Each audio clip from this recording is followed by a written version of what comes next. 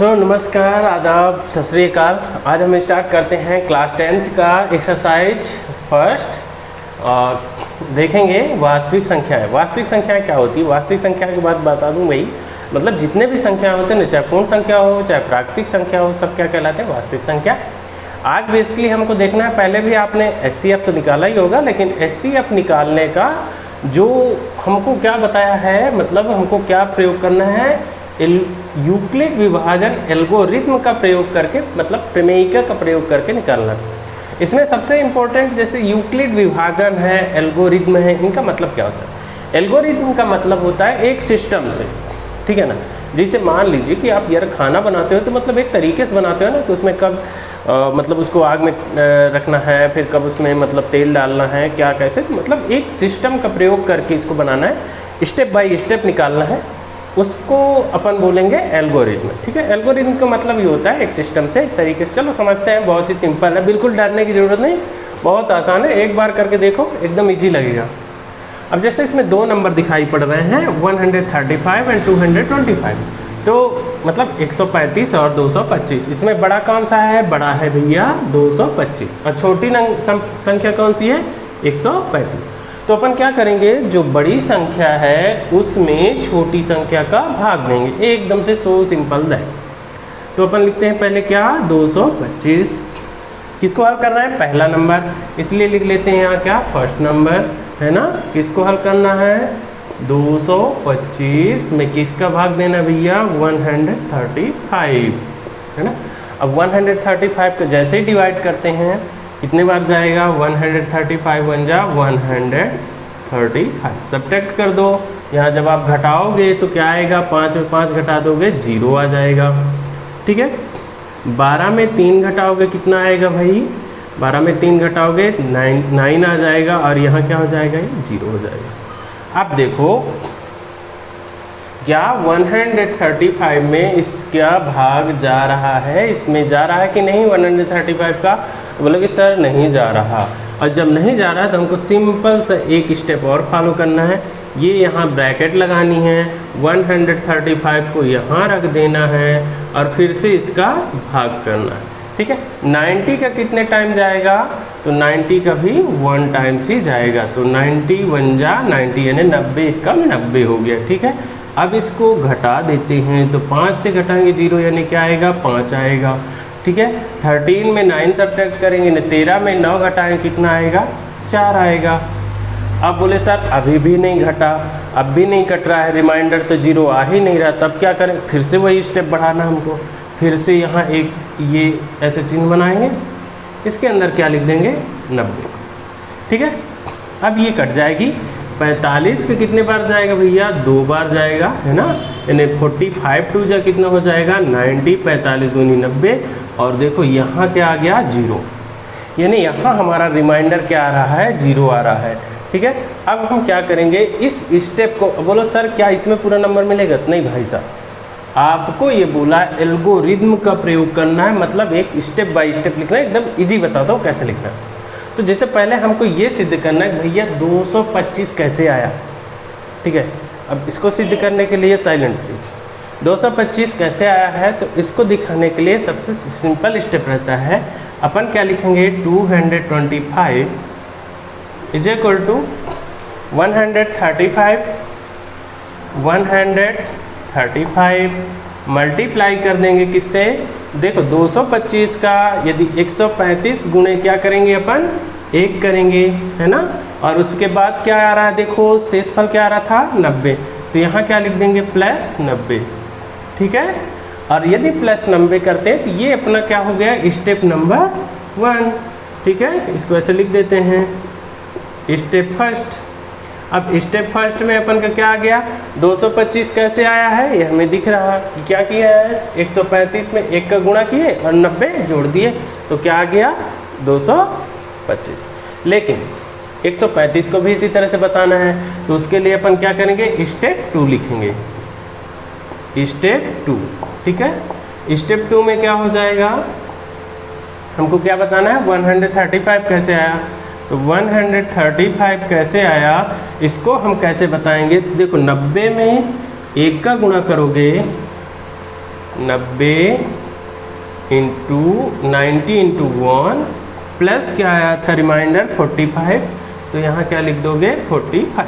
अब जब आप 90 कम 90 प्लस 45 करोगे तो कितना आ जाएगा 135, यानी कि ये क्या है आपको 135 किसको सेटिस्फाइड कर रहा है। फिर 90 कैसे आया, तो इसके लिए लिखेंगे स्टेप नंबर 3। तो स्टेप नंबर 3 लिखने के लिए क्या करेंगे अपन, 90 कैसे आया इसको बताना है। तो क्या करते हैं 45 गुणे करेंगे 2। अब इसके बाद क्या देखो रिमाइंडर कुछ बच रहा था नहीं 0, तो यहाँ लिख देंगे क्या 0। यहाँ रिमाइंडर हमारा क्या आ गया है 0। अब सर इसका आंसर क्या आएगा, बहुत ही, तो भैया जिसको काटने के बाद 0 आ गया ना 90, वही होगा आपका HCF, यानी कि इसको आप बोलोगे अपना answer HCF।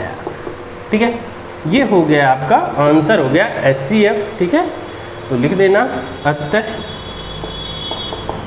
HCF highest common factor is equal to 45। This is your answer. तो इस तरह से आपको क्या करना है, फर्स्ट नंबर का आंसर निकालना है। अब बचा सेकंड नंबर, सेकंड नंबर भी इसी रूल से करना है, तो इसको भी करके बता देते हैं। क्योंकि देखिए मान लीजिए किसी में स्टेप आगे नहीं बढ़ रहा है, तो क्या हमें उतने स्टेप लिखने पड़ेंगे, नहीं। लेकिन ध्यान देना है कि पेपर सॉल्व करते वक्त आपको ये पूरे स्टेप को फॉलो करना एज इट इज जैसा लिखा है। ठीक है, सेकेंड को हल करते हैं भैया।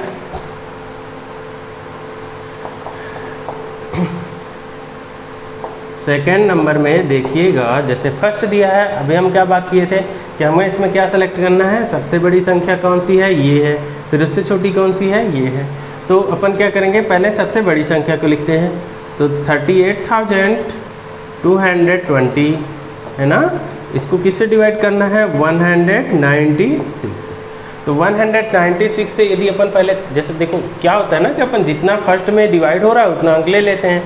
तो 196 में यदि एक का अपन क्या करते हैं भाग लगाते हैं, 196 एक कम कितना हो जाएगा 196, घटा दो भाई इसको, 12 में आप 6 घटाओ कितना आ जाएगा 6 आ जाएगा। ठीक है, ये कितना हो गया 10, 18 में 10 घटाओगे कितना आएगा भाई, 18 में 10 घटाओगे 8 आ जाएगा। ठीक है, ये कितना हो जाएगा 2, यानी कितना आ गया यहाँ 186। ठीक है, फिर इसके बाद इसमें ये जो बच रहा है ना, तो इसको नीचे ले आओ। अब कितने बार जाएगा, तो 196 यदि अपन इसको किससे भाग करते हैं, इसमें 5 टाइम यानी 5 बार यदि गुणा लगाते हैं, 9 बार मतलब इसमें क्या गुणा लगाते हैं, कितना आता है 9 छिक्का 54 की कितना आया 4, हासिल कितना आ गया भैया 5 आ गया। 9 नमा 81, 81 और 5 कितना हो गया 86 की 6, हासिल कितना आया 8। फिर 9 का गुणा करोगे 1 में तो 9 कम 9, और 9 और 8 कितना होगा 9 8 17। ठीक है भाई साहब, अब इसको अपन मिटा देते हैं, इसको घटाइए तो 12 में 4 घटाओ कितना आएगा 8 आएगा। ठीक है, अब ये कितना हो गया 7। ठीक है, 16 में 7 घटाओगे तो कितना आएगा भाई, ये आ गया 9 आ गया। फिर इसमें एक काम करो, इसमें इसको घटा दोगे तो ये हो जाएगा 0, इसमें इसको घटाओगे तो ये हो जाएगा 0, नीचे आ जाएगी संख्या क्या 0। अब ये कितने बार जाएगा, तो ये जाएगा 5 टाइम। आप मल्टीप्लाई करके देखिए तो कितना आएगा, 5 6 जा 0 30, कैरी हो गया 3 एंड 9 पना 45, 45 और 3 कितना हो जाएगा 48 की 8, हासिल कितना आ गया 4। ठीक है, और 5 एक कम 5, 4 कितना हो गया 9, और यहाँ से इसको घटाओगे तो कितना आ जाएगा 0। ठीक है, तो यहाँ हम ये देख रहे हैं कि श्रीमान जी ये पूरा का पूरा सवाल जो है 196 से कट गया, और जब 196 से ये पूरा का पूरा नंबर कट रहा है, इसका मतलब इसका HCF क्या होगा, तो इसका HCF भी कितना हो जाएगा 196 यानी 196। इसमें कितने स्टेप लिखने पड़ेंगे सर, यदि एक ही स्टेप में पूरा 0 तक जा रहा है, रिमाइंडर 0 आ रहा, तो सर बहुत ही ईजी है कि इसमें अपन को स्टेप कितने लगेंगे, स्टेप 1 ही लिखना पड़ेगा। स्टेप 1 में कितना आ जाएगा, तो अपन को कैसे लिखना पड़ेगा भाई, जैसे ये कैसे आया, तो 38,000 38,000 220, ठीक है। ये कैसे आ रहा है, तो इसके लिए अपन क्या किए हैं, गुणा किए हैं 196 गुणे करेंगे 195, ठीक है। और जोड़ेंगे कितना, रिमाइंडर कितना है, तो इसमें शेषफल कितना है 0, 0 को आप जोड़ दोगे तो यहाँ आप देखोगे कि ये नंबर आपको आ रहा। और इसका अतः HCF क्या हो जाएगा, हाईएस्ट कॉमन फैक्टर इज इसका 196। ओके, तो ये हो जाएगी इसकी आंसर। आशा करता हूँ ये आपको बहुत अच्छे समझ में आ गया होगा। आगे क्वेश्चन नंबर 2 देखते हैं कि इसको समझने के लिए सबसे सिंपल बात ये है कि जैसे देखिए, आप साधारण सी बात है, आप भाग कैसे करते हैं। तो जैसे भाग हम कैसे करेंगे, तो भाग करने के नियम, जैसे भाई मान लो कि आपको भाग करना है किससे, 13 को 13 को भाग देना है 6 से, तो कितने बार जाएगा, 6 दूनी 12 चला गया, और यहाँ कट करके कितना आ गया, 1 आ गया। यानी इसे अपन क्या मानेंगे, B, इसको यदि मान लेते हैं क्या, A, और इसको मान लेते हैं Q, और ये क्या हो जाएगा R। तो एक चीज़ ध्यान दो, 6 जो है ना, 6 हमेशा R से बड़ा रहेगा, क्योंकि R के बराबर 6 होगा तो 0 आ जाएगा, क्योंकि रिमाइंडर कभी भी जो है 6 से बड़ी नहीं हो सकती, ठीक है। करके दिखाए, और भैया यदि रिमाइंडर 6 से बड़ा होगा तो कट जाएगा ना, जैसे तो R का वैल्यू क्या क्या आ सकता है, R का वैल्यू आ सकता है या कि 0 आएगा, या कि क्या आ सकता है, 1 आ सकता है, या कि 2 आ सकता है, या कि 3, या कि 4, या कि 5, 6 कभी भी नहीं आ सकता। तो हम इसे कैसे लिख सकते हैं, A इज इक्वल टू, चूँकि A तो ये हो गया, A इज इक्वल टू क्या होगा, इसको मान लेंगे B Q प्लस R, है ना। चूँकि R का मान 0 हो सकता है, 1 हो सकता है, 2 हो सकता है, ठीक है, यानी 0, 1, 2, 3, 4 एंड 5। इससे बड़ा कभी भी R की वैल्यू नहीं होगी। इससे बड़ी यदि R की वैल्यू होगी तो क्या हो जाएगा, कट जाएगा, ठीक है। अब किसी भी धनात्मक विषम पूर्णांक में 6Q प्लस 1, अब यहाँ एक चीज़ ध्यान दो आप, यदि आपको Q के साथ कोई संख्या दिख रही है उसको सीधे आप B मान लो, यानी B बराबर क्या हो जाएगा, 6 हो जाएगा। तब इसको हम बड़े आसानी के साथ सॉल्व कर सकते हैं। तो क्या इसे मैं मिटा दूँ, इसे अपन डिलीट कर देते हैं। फिर देखते हैं कि माना इसमें हम कुछ लिखेंगे, हल माना ए क्या है, ए जो है एक विषम, ए एक विषम धनात्मक पूर्णांक है। अब पूर्णांक मतलब आपको समझ रहा है, पूर्ण संख्या जितनी भी होती हैं पूर्णांक, है ना, पूर्णांक कहलाएंगी। अब इसमें ए की जगह में, अब जैसे कि हमको पता है ए की जगह में हम क्या रखेंगे, ए का मान हमको निकालना है। तो ए का मान हम किस किस तरह से निकाल सकते हैं, क्या क्या रख के, आर का मान इतने सारे चेंज करके हम ए का मान निकाल सकते हैं। चलो निकालते हैं भाई। तो फार्मूला आपको पता है, समीकरण 1 इसको बोल सकते हो, समीकरण 1 से समीकरण इसको लिख लेते हैं। समीकरण हो गया A बराबर BQ प्लस क्या हो गया R, ठीक है। समीकरण 1 डाल दो इसको। अब यहाँ क्या करेंगे, एक का मान A बराबर B के जगह में जैसे मैं क्या बोला, क्या रखना है, 6 रखना है, हमेशा 6 रख लो। Q प्लस R का मान एक बार ले लेते हैं, R बराबर क्या ले लें, 0, R बराबर ले लिए 0। तो A का मान क्या आ गया, 6Q, ए का मान क्या आ गया, 6Q, चूँकि 0 का तो कोई महत्व है नहीं। अब इसमें तुम एक हिसाब से देखो तो क्या है कि ये बोला है क्या, दर्शाइए कि कोई भी धनात्मक विषम पूर्णांक इसके रूप में होता है।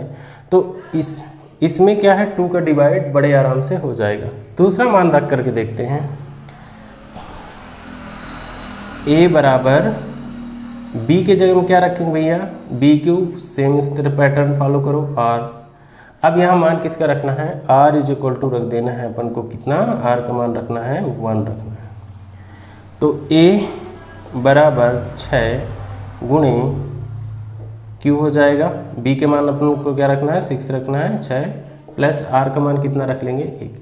अब ये बताओ क्या ये संख्या डिवाइड होगी, ये संख्या क्या डिवाइड होगी, क्योंकि इसको तो आप 6 क्यू को आप 2 से डिवाइड कर सकते हो, कट जाएगा है ना, 2 3 जा 6 आ जाएगा। लेकिन क्या ये डिवाइड होगी, ये डिवाइड नहीं होगी, ठीक है। फिर एक और स्टेप अपन रखते हैं, ये स्टेप फर्स्ट हो गया, स्टेप सेकेंड,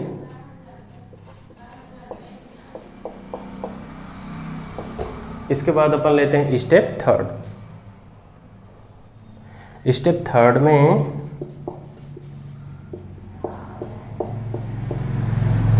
क्या करेंगे, मान किसका रखेंगे 2 का, तो a इज इक्वल टू कितना हो जाएगा 6q प्लस 2, r का मान क्या रख लिए, r बराबर क्या रखना है, अब अपन को 2 रखना है, ठीक है। अब यहाँ ये देखना है कि 2 रखने के बाद क्या ये 2 से विभाजित होगा कि नहीं, तो एक काम कर सकते हैं, यहाँ से 2 कॉमन ले लिए, और 2 कॉमन लिए तो क्या बचा q प्लस कितना हो जाएगा यहाँ पास 1, और ये बताओ क्या ये 2 से विभाजित नहीं होगा, कट जाएगा, अतः ये भी क्या है 2 से विभाज्य है, ठीक है। यानी क्या होगा, ये धनात्मक, ये विषम पूर्णांक नहीं होगा, ठीक है, चूंकि ये 2 से विभाजित है। स्टेप अपन लेते हैं कौन सा, 4 नंबर। स्टेप फोर्थ में देखते हैं, तो a बराबर a इज इक्वल टू क्या हो जाएगा 6q प्लस 3, ठीक है। अब इसमें यदि 3 कॉमन ले लें तब भी भाई कट तो नहीं रहा ना, तो यानी ये विभाजित नहीं होगा। स्टेप अपन लेते हैं 5 लेते हैं, तो a बराबर हो जाएगा 6q प्लस 4। अब 6q प्लस 4 क्या हो जाएगा देखते हैं, इसमें से 2 कॉमन ले लो तो बचा क्या 3q प्लस बच गया 2, यानी ये 2 से डिवाइड हो जाएगा। इसके बाद अपन लेते हैं a बराबर 6q प्लस 4 तक ले लिए थे, 5 लेंगे लास्ट। अब ये भी डिवाइड नहीं होगा, 2 से डिवाइड ये नहीं होगा, अतः इसमें कौन कौन सा डिवाइड हो रहा है देखते हैं। तो जैसे फर्स्ट स्टेप में ये डिवाइड हो रहा था है ना, तो क्या लिखेंगे, ये जैसे a इज इक्वल टू कितना आ गया था 6q, a बराबर 6q, a बराबर दूसरा कितना आ रहा है सेकेंड स्टेप में 6q प्लस 1, ये डिवाइड हो रहा है, ये नहीं हो रहा। तो और कौन सा डिवाइड हुआ था,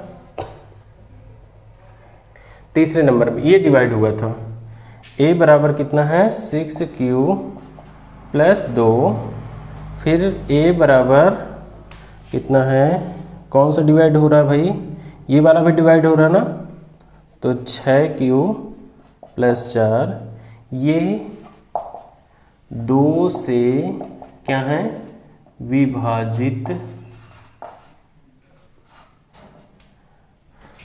है, इसलिए यह संख्याएं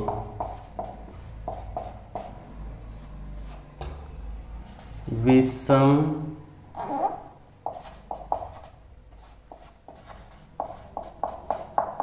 पूर्णांक नहीं हो सकती, ठीक है।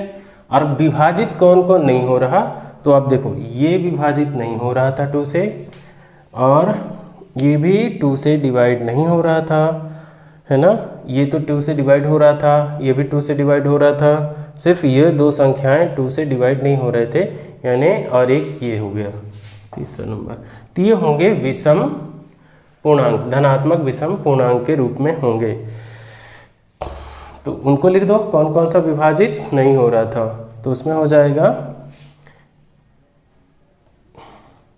6a is equal to 6q plus 1, a is equal to 6q plus कौन हो रहा था 3, नहीं हो रहा था a is equal to 6q plus 5, ये 2 से पूर्णतः विभाजित नहीं है,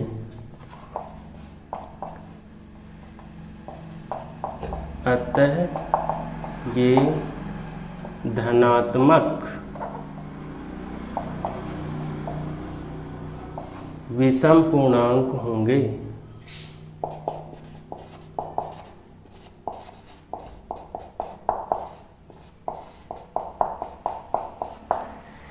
तो यहाँ कंप्लीट हो रहा है ये आपका सवाल, आप इसका स्क्रीनशॉट ले सकते हैं और आगे मिलेंगे अपन नेक्स्ट वीडियो में। तब तक के लिए जय हिंद। देखना जहाँ समझ में ना आया होगा आप कमेंट्स करना, सेकंड वीडियो भी बना दिया जाएगा। Okay, thanks for watching.